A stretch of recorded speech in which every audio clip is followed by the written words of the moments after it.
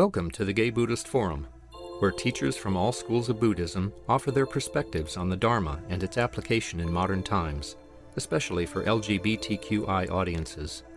These talks are offered freely to the world and made possible by appreciative listeners. If you would like to support our efforts to share the Dharma with underserved audiences, please visit gaybuddhist.org. There you can donate, find a list of upcoming speakers, or enjoy many hundreds of these recorded talks dating back to 1996.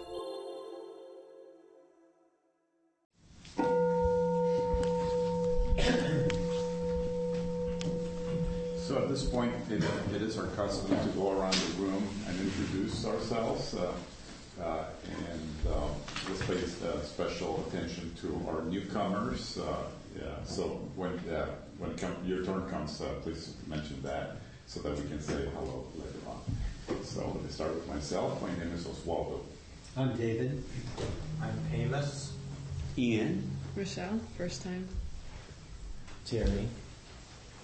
Augusta. Baruch. My name is Cass. I'm Jerry. I'm Matt. I'm Doug. I'm Wally. I'm My name is Eric. My name is Michael. My name is David. Peter. Jack. Mark. Me, new member. Doug. My name is Fred.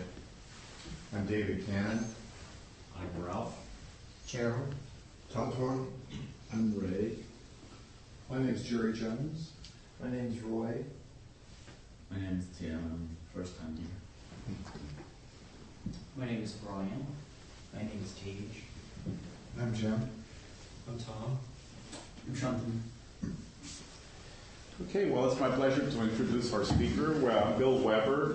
Bill has been a long time friend and member of the Sangha. I just counted the number of recordings that we have on our website, and I counted 10 over the last 10 years. So Bill is a senior Vipassana practitioner. He's a graduate of the Spirit Rocks Community Dharma Leader Program. He teaches beginning meditation classes and day-long retreats too.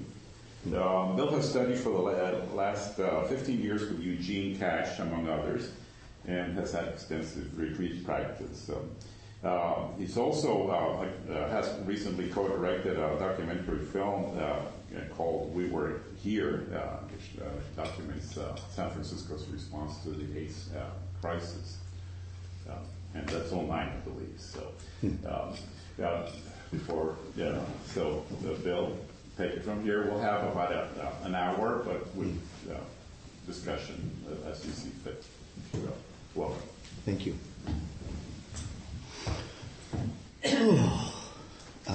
Welcome, everybody. I didn't say my name before, but he said my name for me, but I'm Bill.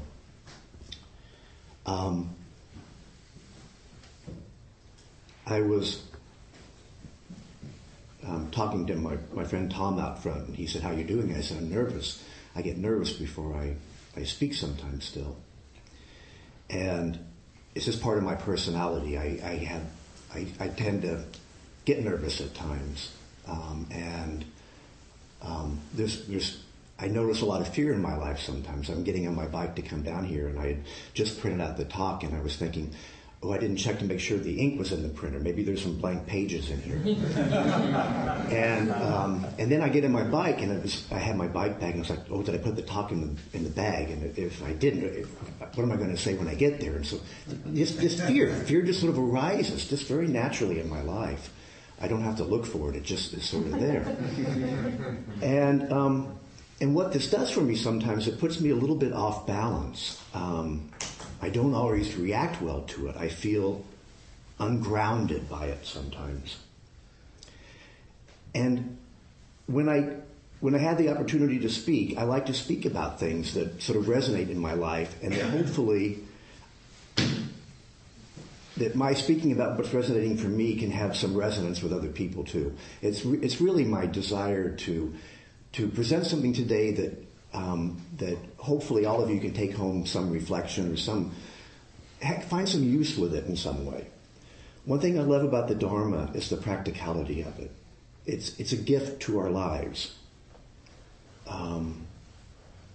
a huge gift to our lives. So hopefully I can, in my reflections on balance and composure, which is what I want to talk about today, hopefully some of my own reflections on this can have some resonance with you, and that maybe we all can get a little bit more balance and composure, or connect with our own balance and composure in maybe a little bit sweeter way.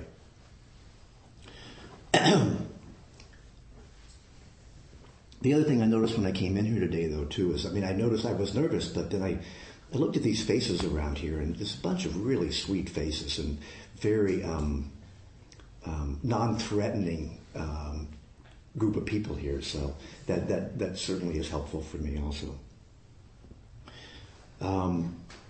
So like I said, I want to talk a little bit about balance.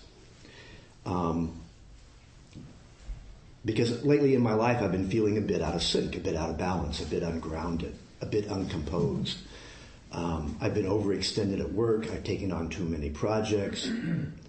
I'm having some difficult times with some of my work right now, having some difficult relationships with some people I'm working with. And it makes for some crazy making in me, and it just makes me feeling anxious, tight, wound up. I'm sure you all can relate to this at times in your life when you just like, I'm not in very good balance. I was talking with Jim earlier too when we just came in here, and it's the election gets me really unbalanced sometimes. It's like, I was so happy when it was like when the New York Times had it 90% Obama and 10% Romney, and now it's like 60-40, and it's just it creates this anxiety in me, and it leaves me feeling a bit unbalanced at times, to the point where we were talking. I don't even watch the news anymore. I will not watch any news programs, and even reading the Times. I used to even watch Jon Stewart for some comic relief around what's going on out in the world. But I have a hard time doing that right now because it brings up anxiety for me. There's a lot that sort of puts me off balance sometimes, I find out there. So, but the other thing is I also realize is that I'm going on a retreat. I'm starting on Thursday. I'm doing a 10-day silent retreat. And it was like, I can deal with this then. I can get myself back into some alignment then. I'll have the time, the opportunity. I won't have the distractions. I can really settle into it. I can really pay attention. I can really be aware, blah, blah, blah. My balance will come later. It's next week. And last week it was 2 weeks ago, or in 2 weeks it's getting closer. So, but part of the other thing, I want to take a little bit of a side right now, because one thing I realize is that it doesn't make a lot of sense to put things off. I lived in San Francisco for 24 years, and I've lived in the same neighborhood, the same house for 23 years. And one of the gifts of that opportunity is that I get to really watch the course of life. I've seen, people being born, kids going to college, kids returning from college, people getting married, people having, and people dying. And I got an email. I'm part of an email group for my neighborhood. And I got an email yesterday about this neighbor that I didn't know that well, but I've seen around for 23 years. Very sweet, older gay man who died last Sunday, died a week ago today. And like I said, I didn't know him very well, but there was a real sweetness about him. He had a big smile, a big laugh. He always said hi on the street. And, in the 23 years, I watched him get older and older and sicker, and then he's gone. And it made me reflect that this is the course of all of us. This is where we're going, Time runs out. We only have so much, and we don't know how much. So why am I putting things off? Why can't I have some composure, some sense of balance now, in this moment, not like maybe next week or something? The other thing I was thinking is that, my own mortality becomes more and more apparent as I get older. This week was National Coming Out Week, and I came out 40 years ago next week, and it was a very conscious decision that I had. I think it was like October 18th in 1972.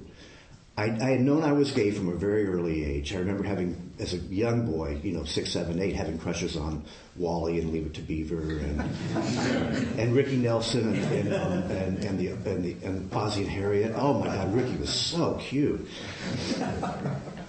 And so I always knew I was gay. I always knew that where I was going, but I didn't want to accept it. I wouldn't accept it until finally, in college, I went to college in the Midwest, and I went to a couple of Grateful Dead shows in St. Louis and had sort of a psychedelic experience, and it was very liberating. And I came back, on one night, it was like, I'm gay and it's okay. It was a real switch, a real turning point. It was like the Buddha's night of enlightenment almost, which I'm going to talk about in a minute. But it was just this moment, it was like, I'm switching. It's going to be different. But that's 40 years ago now. That's a long time ago. So I've had 40 years as being a gay man, being an out gay man. And it seems to have gone by in a flash, So I bring this up again because there's some sense of urgency. This is past it. No, it's this, we only have so much. We only get so much. And it's so beautiful what we do have. And to be here and to appreciate it with some sense of balance and composure, I think I want that. And I don't necessarily want to put it off. I want some sense of urgency around that. Part of what I was thinking about that this morning too, when I was thinking about it, is that even how reactive I got about this death in my neighborhood was, I thought I'm a bit of a drama queen as part of what we get as some of us as gay men. We dramatize things, and it's a dramatic event, but I do like to dramatize. But then I thought, no, I'm sort of a Dharma queen. Because part of my dramatization is really around things that like, what is this? What is this about? What are we doing? Who are we? How are we alive? So I decided I'm a Dharma queen.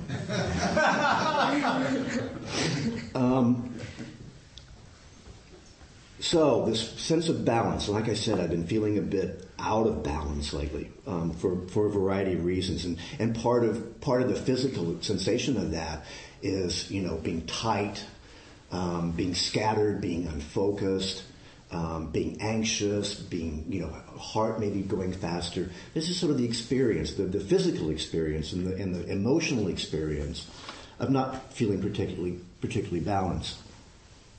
So what I want to talk a bit about today around that with the Dharma is sort of how the Buddha's teachings relate to and can help support a sense of balance. Another aspect of it too is that how can we find balance in the midst of being unbalanced? When fear does arise, can I be balanced in the midst of that fear? When anxiousness around the election arises, can I be balanced in the midst of that anxiousness? That my balance and my composure isn't dependent on conditions being a certain way. And the last part I want to sort of look at around this is how can we cultivate and recognize the balance that we do experience? Because all of us at times have a really strong sense of this is okay. I'm in a groove. I'm in sync.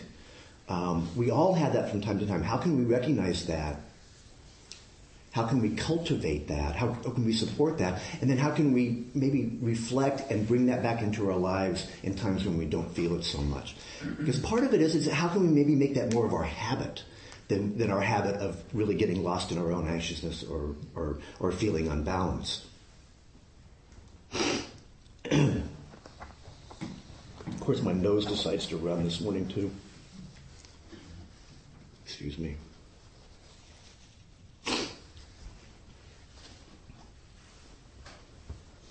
My second mention of a psychedelic experience for this morning is years ago. I occasionally like to do mushrooms or something and really sort of let go of my sense of reality. And some of you maybe can relate, maybe some of you can't. But it's just sort of my own path sometimes. And I was home alone, and I wanted to just do a trip, just to sort of see where I'm at and just sort of experience a different kind of reality. And it was a really strong mushroom trip, and things were vibrating and moving, and walls were melting, and everything was alive and in motion. And I remember walking around my house, and I came down into my meditation room, and there was a statue of the Buddha, and everything around it was like in motion except for the Buddha. And the Buddha was like there, just, there it is. It's a sense of composure. It's a sense of being in the midst of all of this that's going on around us. And of having this sense of peace, of openness, of acceptance, for no matter what's swirling around. And I think it's really key to what the practice can offer us. I like the story of the night of the Buddha's awakening. I'm sure many of you know, but I just want to go over a little bit of it again. And this is a little bit I copied from a talk I was reading on the internet the other day. But the Buddha had been looking for the truth, basically the truth, and he went through all these different practices. And he'd been doing a lot of work to it. But on the night of the enlightenment, he's sitting there and he says, "I'm not going to get up until I discover it, till I find it." And that night he's visited by Mara, and Mara represents all this craziness in the world. And the story goes, this is Mara visiting Buddha under the tree the night of his enlightenment. Mara first sent his 3 beautiful daughters named Desire, Hatred, and Lust. I've been visited by, those are more the 3 beautiful sons in my case. However, Siddhartha had already disengaged himself from these defilements of the mind and thus remained unmoved. This prompted Mara to attempt to intimidate Siddhartha with fear by generating an army of wrathful and hideous creatures, the very personifications of death. But all through these tribulations, Siddhartha sat calm and unflinching, and Mara's weapons fell uselessly before Siddhartha. Mara had no other recourse than to withdraw. Thus was cleared the final hurdle on the way to Siddhartha's enlightenment. As Siddhartha meditated under the Bodhi tree, he came to understand the nature of existence and discovered a path that led to release from the inherent suffering we all experience. Finally, on this full moon night in the month of May, he broke with the bonds of ignorance and delusion and attained to unsurpassed liberation of the mind, full enlightenment. As he was alone with no one to witness this momentous event, he called the earth itself to be his witness by touching the ground with his right hand. And it's as I've read before, what he was basically doing with these defilements, with these forces of confusion that were greeting him on this night, was he was just like, he touched the ground with the ground as his witness, and he was like, "I see you. I recognize you. I'm awake and I'm aware to what is happening. And I have some composure in the midst of that. I have some balance in the midst of this. You aren't going to knock me off my seat."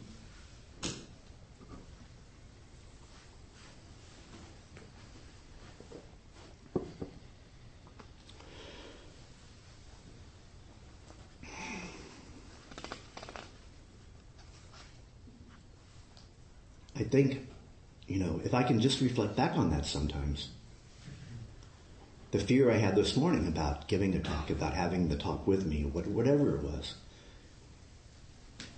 there is an awareness that can happen in that of just like, I see you, I recognize you, it's part of my life, it's part of my personality, it's part of my conditioning. And within that clear seeing, that recognition, there is some release. I'm not... The identity of being fearful becomes more of, I see the fear arising.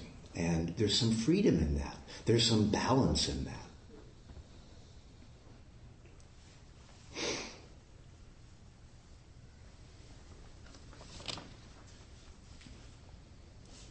In looking through the teachings, the teachings of the Dharma, this balance comes up a lot. It permeates the teachings. In the Four Noble Truths, sort of the foundation of the practice, it's not being swayed by the greed and delusion that come with us. It's the suffering that when we do get swayed by that, there's the possibility of freedom from, and just the clear seeing and the balance of saying, oh, I'm not going there. I'm not going to be part of. I'm not going to to give into that temptation.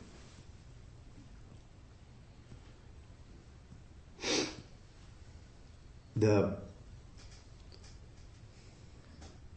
fourth of the Four Noble Truths is the Eightfold Path, which is really about creating a life for ourselves that allows balance to naturally exist. The Eightfold Path is quite deep and in depth, but basically it's made up of three different aspects of which we sort of align our lives with. And there's a virtue aspect, a wisdom aspect, and a mental development aspect. And it's basically if we practice these things in our lives, the balance more naturally arrives. I heard a great talk by Scoop Nisker, Wes Nisker, about a month ago. I don't know if you know Scoop. He used to be on the radio. I think he still is on the radio some.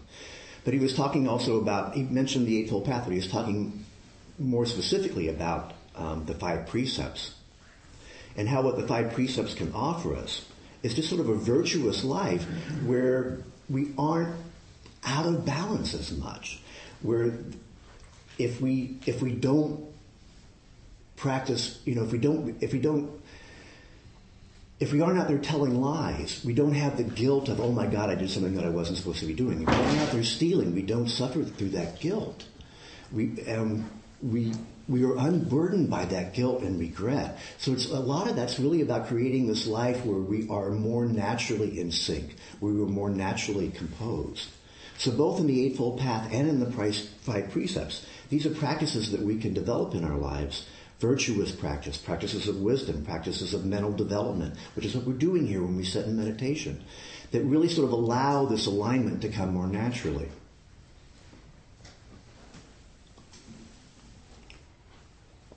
I was tempted to do a little bit of guidance at the beginning of the sit, but I know that most of the times the sits here are quiet. But one thing I love about this, our sitting practice, is that it really is a time for us to practice this sense of balance. Because we sit here and it's like, okay, ideally I'm going to feel nice and relaxed and open and spacious and the thoughts are going to be few. But how often does that happen? What we do is we sit and things arise, things come to us. It's like the night of the Buddha's enlightenment. We sit and, oh my God, that thing I said to somebody yesterday, I shouldn't have said it, comes up to us. Or, my body really aches, I'm not taking good care of my body. Or, whatever it is. We were visited by all of this stuff. We had the opportunity to practice a sense of composure and balance in the midst of that. Okay, there's that. I see it. I can sit through it. It's not as bad as maybe I thought it was. It passes, it moves, it's not solid, it's not permanent. These are practices, that we share together that really sort of help develop this sense of composure and balance. Can help really support it. The other aspect of balance that I really like is a sense of equanimity. Equanimity is a feeling of even-mindedness in the face of both suffering and joy. It is the ability to be equal-minded in all circumstances and towards both friend and foe.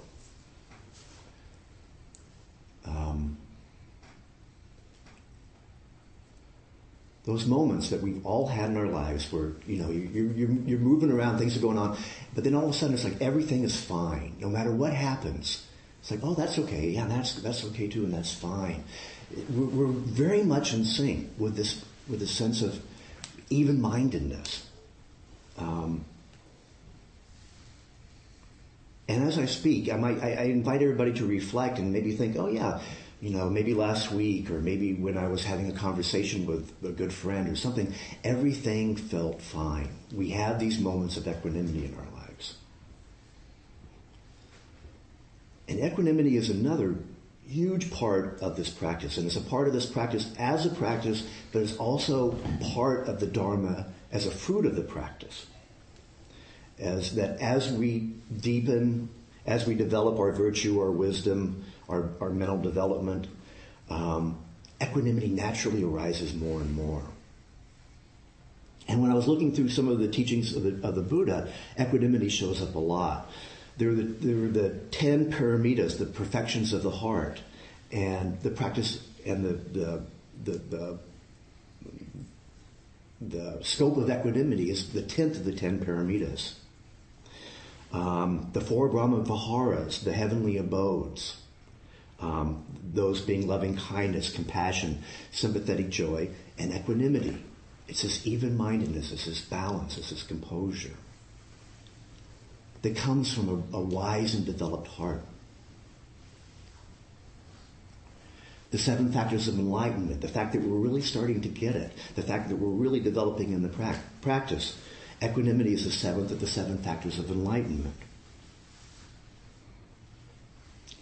It's often called the unshakable peace and serenity.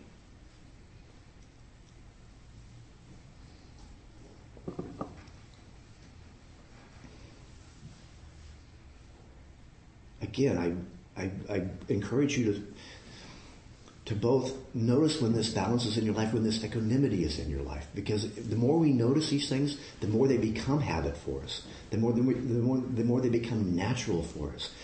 And they are there. We have them. So just to sort of pay attention to that. And to realize that it's something we can come back to when things aren't going so good. It's like, oh yeah, but I also have this aspect of my personality, of my awareness, of my wisdom. When I talked about this before, I've encountered concern about this level of equanimity and this level of balance can sort of mean being passive, being disengaged.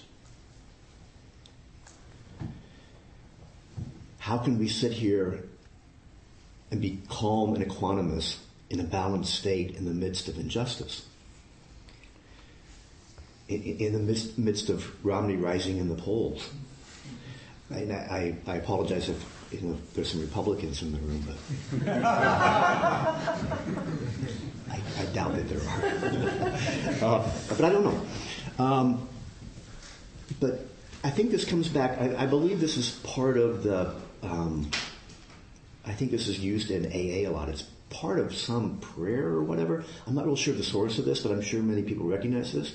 It's like, God grant me the serenity to accept the things I cannot change, courage to change the things that I can, and wisdom to know the difference.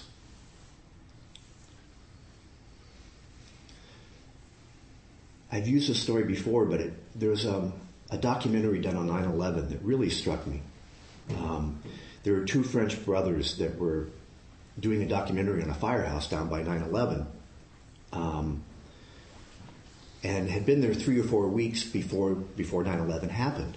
And they were complaining, and they were filming all the firemen every day and with video cameras, and had made them dinner on September 10th. And that night at dinner, one of them said, we really have had nothing big happen. I hope something big happens before we leave next week.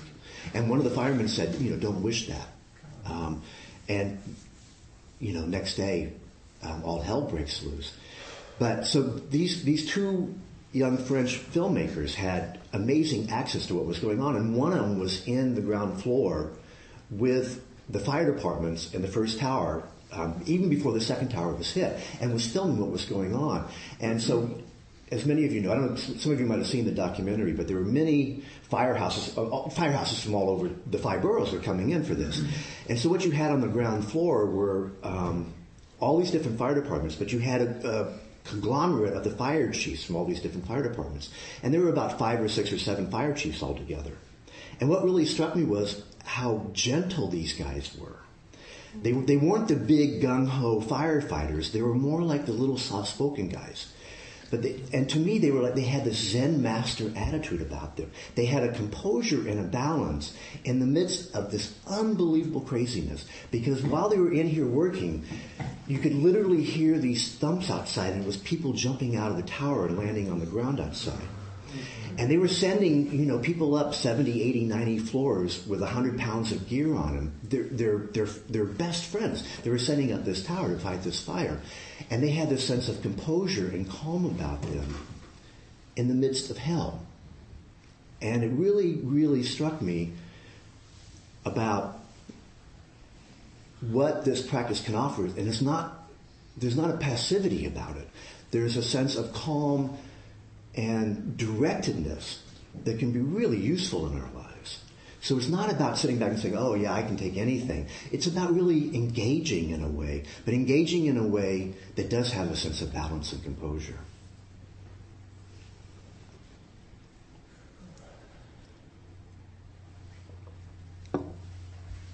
So what knocks us off of this sometimes? I know for me, coming back to another teaching, some other teachings of the Dharma,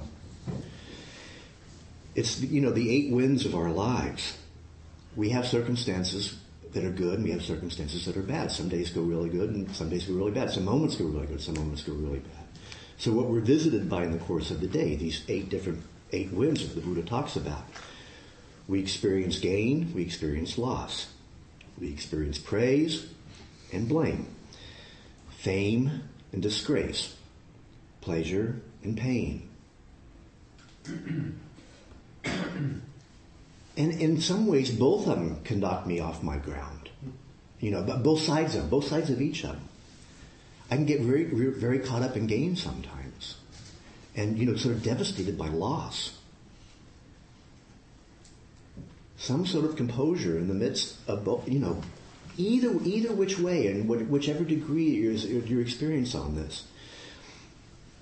I'd love to give a talk where people say, oh, it was a nice talk, I got something out of it. So the praise would be nice, but and I really fear, oh my God, that talk was completely out in left field, Let's don't bring him back again for the 11th or 12th time. So, how these experiences of our lives can sometimes just sort of knock us off our ground.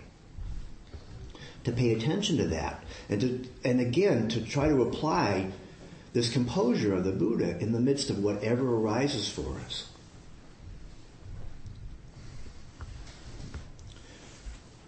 And what else knocks me off is that life is hard sometimes. Life is really hard. Sometimes it's like a cruel joke.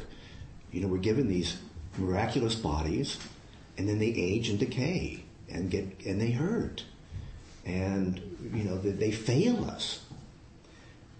We're given these moments of unbelievable love and connection. And then it falls apart. Life can be really, really hard.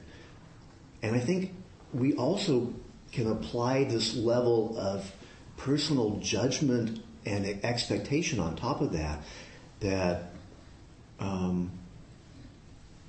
we are failing, or we're doing something wrong, or that we don't deserve it, or whatever levels we apply onto this fact that life is hard and difficult, can really help knock us off our balance too. So one really beautiful way to deal with this life that can be incredibly rich and beautiful, but also painful and hard, is the practice of kindness. And of mainly being kind to ourselves. Our personalities that are reactive, that my personality of fear that's so reactive sometimes, that I really wish wasn't there, but just is. Can I apply some level of kindness to that, to myself? I was reading a while ago Pema Chodron's book, I think it was Going to Pieces Without Falling Apart.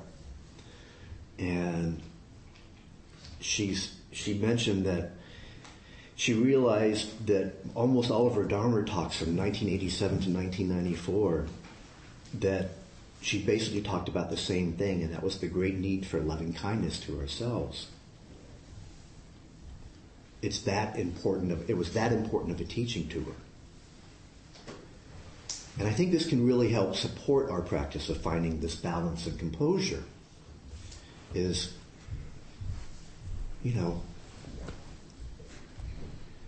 I'm okay, Bill. You're fine. You're doing the best you can. Practice of may I be happy, may I be peaceful, may I be of good health, may I be at ease. This practice of we are all as deserving as anybody of this sense of balance and composure and of connection.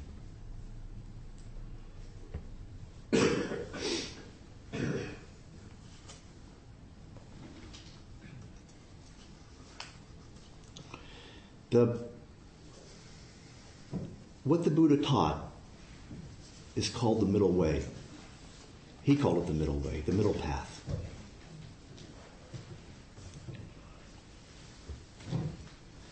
Or as up here in Northern California, at Spirit Rock, we like to call it the upper middle path.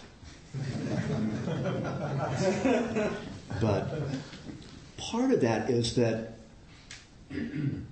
I see that middle path as a bit what I was talking about with the 8 winds. We aren't swayed by gain and loss. We're sort of steady in the middle. It's also sort of living with the paradoxes that are part of our lives. One of the great paradoxes that I like a lot is the relative and the absolute. The relative is that I'm here in this body, in this form, with this personality in this moment now. The absolute being, the universe is vast and big and endless and constantly in motion. And, am I constantly lost in that reality, in the absolute reality, or am I really stuck in this relative reality of all my situations are so important and so critical, What I'm worried about means the most. Is there a middle thing in between those two, where it's the absolute and the relative, where I live with them? And I was reading about the middle way, and it's like it's not an average of extremes, but it's the neutral position in the middle where the extremes have actually ceased to exist, where I'm living in the absolute and the relative at the same time. It's the practice of non-self and having a self. And by having a self, I mean, there's an identity that just sort of naturally comes up. I'm here giving a talk. There's an identity around that. But also the fact that, it's all just this temporary flow of energy and experience that is also part of the absolute. But so it's a self, non-self. Where do I live? In the middle in between that. And the balance that is the middle in between that. In the Mahayana tradition, the beautiful Heart Sutra, which talks about the balance between form and emptiness. That this is all empty, but there's form to it. Without getting into it, but if you can get a sense of it sometimes. The emptiness of, like I said, I've been out for 40 years. All that's gone. It's just, there's nothing there. I'll leave this room in a while, and this whole talk, it's gone. There's just nothing there, but there's a form to it at the same time. And it can be the foundation of lifetimes of practice, just that one concept. But somehow that middle ground between those two, where there's a balance between them, because there is form and there is emptiness. So getting a sense of balance in the middle path that is in between these.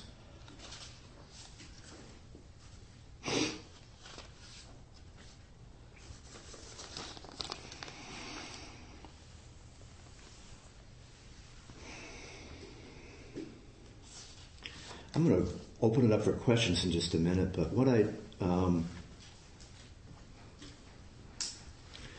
like to come back to just a bit is, again, our practice and our recognition of this composure that we do know from time to time. And this composure that is reflected to us, is mirrored to us by the Buddha so beautifully. This recognition and this hopefully creating of some kind of habit in our lives where we do welcome and bring and recognize balance and alignment and composure in our lives. To cultivate it, to nourish it.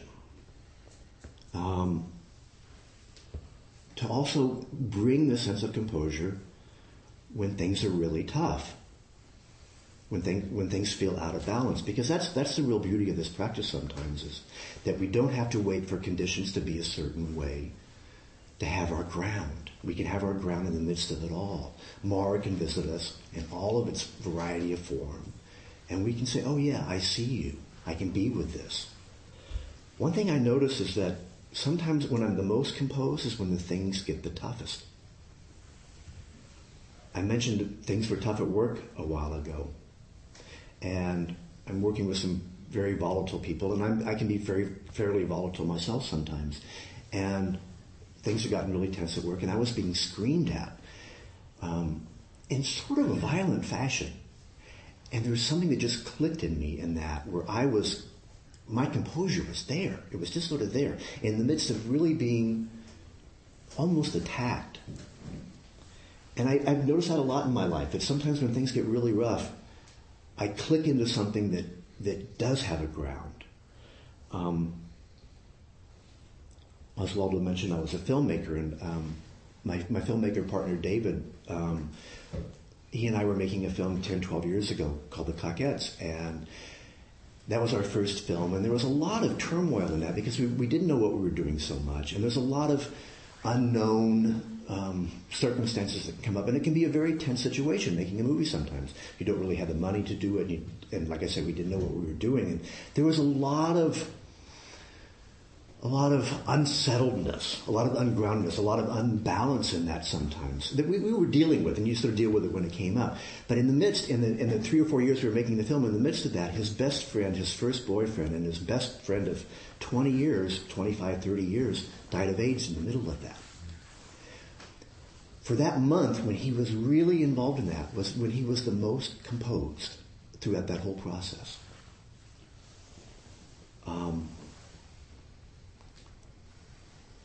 There's something about the really stark reality of life that wakes us up.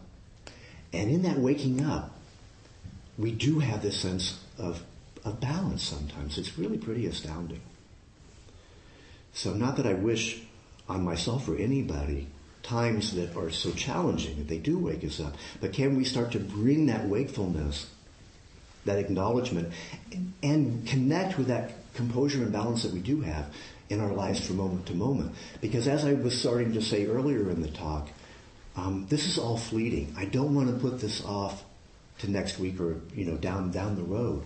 I want to have this composure in my life, and say, oh yeah, this too, and this too, and this too, and connect with my joy, and connect with my pain, and connect with it all.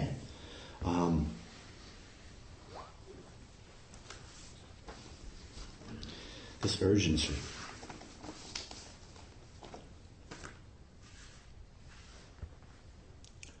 Jack gave me some of the best advice with a talk a long time ago, many, many years ago, when he said, the best Dharma talks really sort of had 3 points.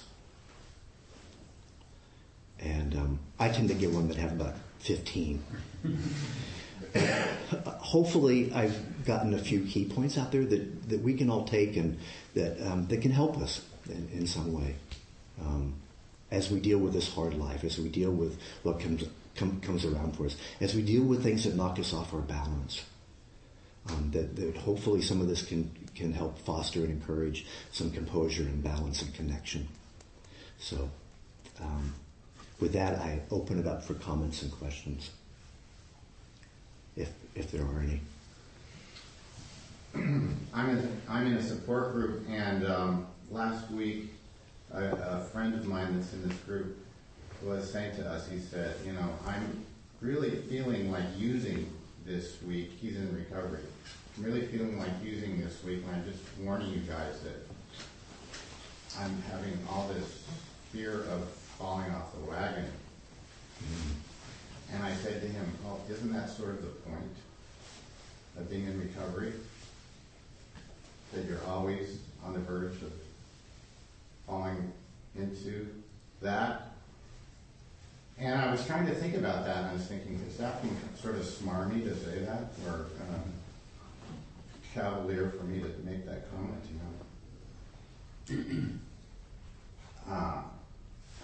And then I was walking down Castro Street yesterday and ran into a friend, and he said that his best friend committed suicide a few weeks ago. And I'm thinking, gee, this guy just fell off the wagon in his life, you know. So my experience in my life is that I'm constantly on the verge of falling off the wagon. And sometimes I do, and sometimes I don't. And sometimes that process of falling off the wagon has pretty serious repercussions. Or my lack of falling off the wagon is saving myself. I don't know. So I'm listening to your talk about balance, and a lot of my experience in life is falling out of balance and getting back into balance, and it's just the nature of my life. Mm-hmm. I'm curious, how did your friend respond when you asked him that? Did he have a response? Do you remember? Not really. Yeah. But you had a response. Well, I just had this gut level feeling that was my experience of my life, is that I'm always on the verge of falling off the wagon. Yeah. You know, and sometimes I do fall off the wagon. Yeah. And then I climb back up on the wagon. And part of why I'm here today is that I know this keeps me in balance. Yeah. Thank you for that, and thank you for sharing that. I know I personally can relate to a lot of that in many ways, and it's that fear in a way too of being out of sync or whatever it is. Yeah.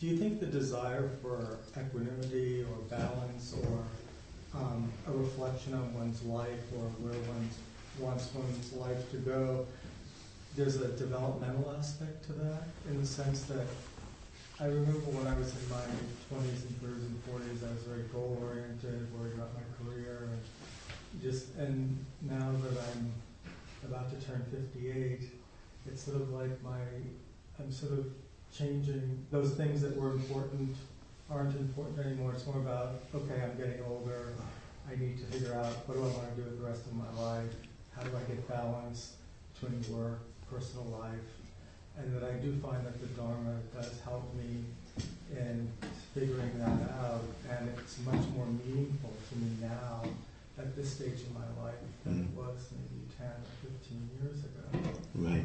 And so I'm not so sure, I don't know if it's because I understand it better or it's because it's just biologically driven that I'm seeking it in this way. Right. Yeah, I mean, it's a good question. Part of getting older is that we aren't as impulsive as we were when we were younger or something. I don't know, but it also, for me, that question brings up part of what I hope I emphasized enough in this practice, is that this practice is also about developing the virtue and the wisdom and the morality in a way, if you will, and not as a strict morality, but as morality that really fosters happiness in our lives and connection in our lives and things like that, and that we recognize that, and that recognition maybe fosters more, and that in turn brings more balance into our lives, and that also comes with age a bit, I think. So I think that's what's really important, is that we do come here and we practice this. As you say, you came to help to practice your balance again. That it is something that we take seriously, that we try to develop the conditions for balance to more naturally be there, to more naturally arise. The fact that if we're doing things with our lives that help support that, it grows and it flourishes in some ways. Does that answer? And just coming, one thing I hope I also connected with in the talk is that the kindness is such an important aspect of this as we deal with this. So when we do fall off the wagon at times, that we apply some level of kindness, that life is hard, that this being in a human form is hard, that we apply some kindness to it.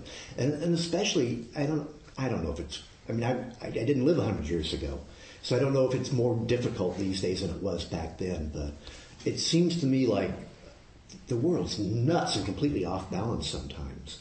And we live in that, and we're part of that, and we reflect that, and we're conditioned by that. So can we apply some level of kindness to ourselves in the midst of all that?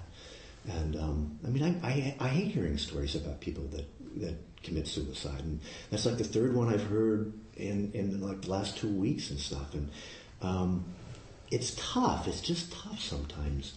So just to be kind to ourselves and others. It comes back to what you asked the Dalai Lama, what's your religion?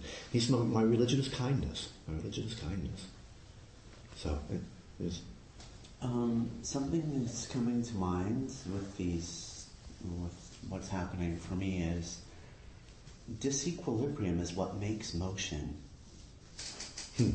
If I sit here still, well, I can't help it. Everything is moving. The universe moves.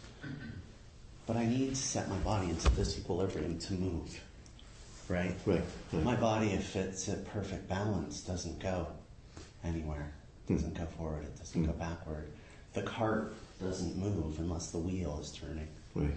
And even if it's at the center of the wheel, it's the disequilibrium at the edge that's moving the wheel.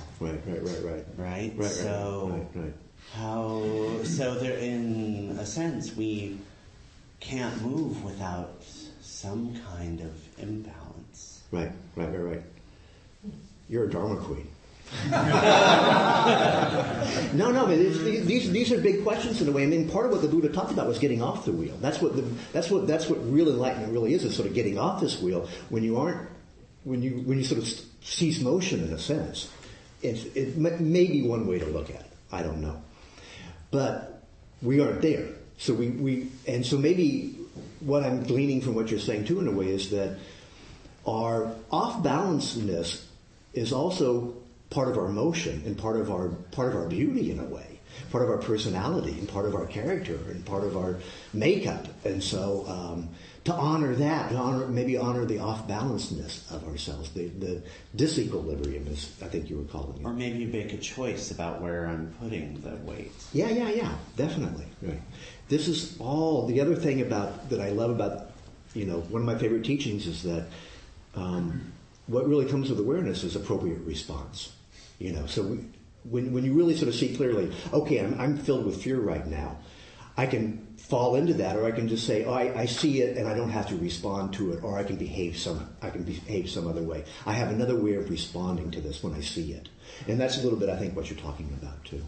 So, thank you. You may have answered this already, but comes November 7th. Right. How are you going to deal with all that composure and? Put my head in the sand. I don't know. We'll be celebrating. But and my partner and I have been talking about this a lot. It was like, it's hell. I lived through 8 years or 7 years of Nixon, 8 years of Reagan, 8 years of W. We've done this before. Things. Say what? I said 4 years of Obama. Yeah,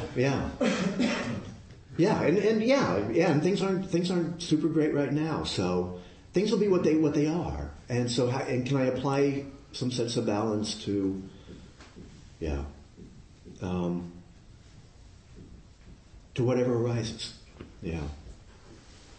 And who knows? Who knows? Because the other teaching is, I mean, and I mean this sincerely. I mean, I've been sort of bashing Romney, but one of the great sufferings in his life is holding on to your own personal beliefs too tightly. And so I hold on to my belief that this is the better way to go, and I hold on to that so tightly, and I believe it in my soul. But then I also have to realize that there's a lot of other people out there that believe very differently sometimes.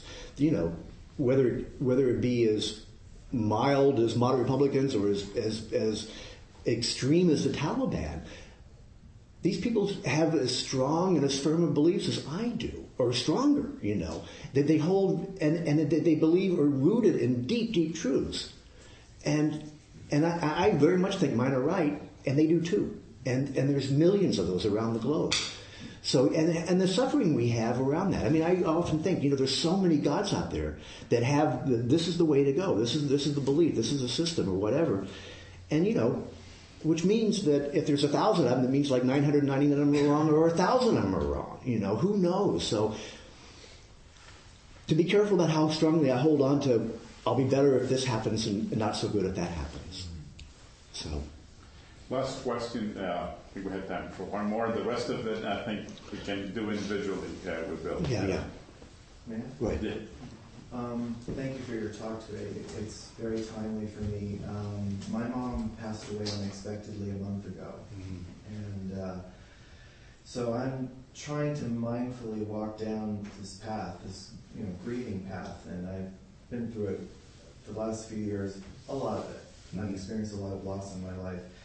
One of the things that I'm finding now is that balance and composure, when I have those moments of balance and composure, I start to get a little bit like, I start tripping a little bit like, is that real? Or am I trying to fool myself into being balanced and composed? And so I'm struggling with that as well, because there's a part of guilt that might come through, like, how come I'm not completely in it and feeling it, because there's physical manifestations that have come through during this grieving process, and why was it heavier a month ago but it's not as heavy now? And so I just start to feel a little bit, I'm confused by it, which confusion is also part of the grieving process. So I'm sort of caught up in all of that sometimes, and I was wondering if you could speak to any of the confusion. And shed a little light. I'm sorry, Oswaldo, we're going to be here till we're Well, before I get into that, what have you come to around your own balance and composure in the midst of all that? Have you come to any sort of conclusion around that? Well, there's a part of me that feels that her passing was so peaceful, right? That consoles me. Right. Also for myself, selfishly, I'll say, I didn't have to see my mom, in a walker or with her mind going. I mean, she looked gorgeous, laying there sleeping. Yeah. When I found her. Yeah. And I was blindsided, and it was very difficult. So that kind of helps me in that experience in seeing her and where she was. Right. We also had a really beautiful talk the night before, right, and which just left me very peaceful. Right. At the same time, though, I'm still so kind of out there and struggling. I know it's only been for a little over 4 weeks, but right. The other thing I'm hearing a little bit is that you have some reaction both to your sometimes feeling of composure and balance, and also to your feeling of confusion sometimes. That maybe you shouldn't be feeling the balance that you feel sometimes. So just to maybe look at that, like, why not? And what a nice thing to have in the midst of all the grief and the suffering and the confusion. Yes. So allow yourself that, because it is there, it is part of it, and reaction around the confusion, because it's stirring up huge things for you. I'm hearing and I recognize, and of course it's going to,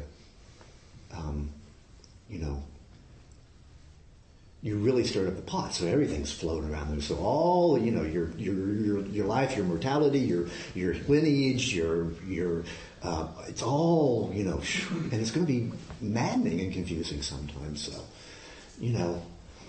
Can you be okay with that? Can you just, like, I see the confusion, I'm lost in the confusion, I'm afraid of the confusion, I'm overwhelmed by the confusion, and I see that too in some ways. And even if I don't see that, I'm not okay with it, you see that too. You can just see that too. And even in that little bit of awareness of seeing that can sometimes bring maybe relief, or maybe a little bit of respite in the midst of all that or something. And that part that does see that I'm really doing bad right now, that part that sees that isn't doing so bad. That part that sees it is like, oh yeah, that too. Yeah. And that's what we all have that in us too, which is really a huge gift and can save us sometimes. Yeah. So, thank you, Bill. Yeah. All right, thank you, Bill. And you'll be around to talk to people individually for a little bit after that. Thanks again. Thank you. Are there any announcements? Yeah, sure. Yes, thanks, Bill, for coming. We'll get you for next year. Next week, our speaker, bear with me, Dharma Chari Viradama, and he is a senior member of this place where we come to, the San Francisco Buddhist Center. He's been practicing Buddhism for over 32 years. So he's actually, what he's going to do is going to share pictures and stories about social and Dharma projects that he's done in India. Other announcements? Yeah. My name is Cass. I'm your host today. So please stay and enjoy the fellowship of the Sangha. There's some refreshments and there's hot water for tea. If you have some tea, please wash a cup with hot soapy water. I'll be coming around with a Dharma bowl. I'm the Dharma bowl. The drama bowl. The drama bowl.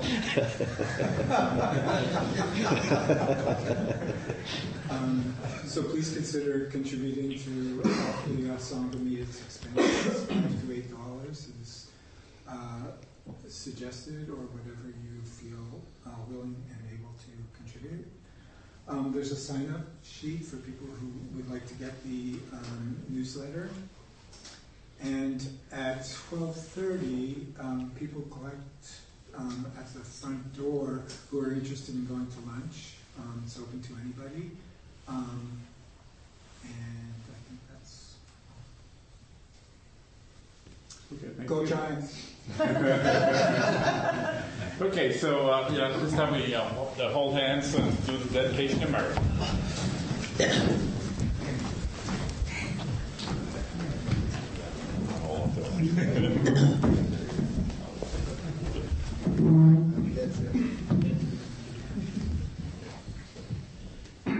By the power and truth of this practice, may all beings have happiness and the causes of happiness. May all be free from sorrow and the causes of sorrow. May all never be separated from the sacred happiness, which is without sorrow, and may all live in equanimity, without too much attachment or too much aversion, believing in the equality of all that lives.